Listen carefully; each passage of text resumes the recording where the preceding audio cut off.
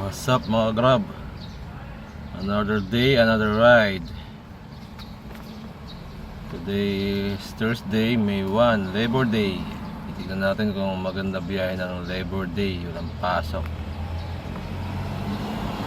Dahil sa Regalado Subdivision. May tayo ng booking dito. Kagabi okay naman nakita natin. Yun.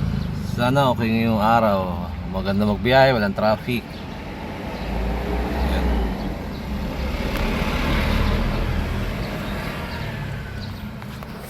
Ito tayo.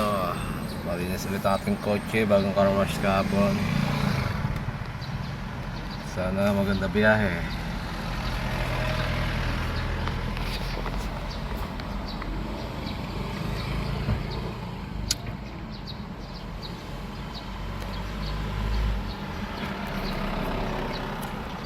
Lagi tayo naka-shade na kasi sobrang init. Masakit sa mata. Tapos nakakaantok. Kaya kailangan natin mag-shade. Maka-focus tayo.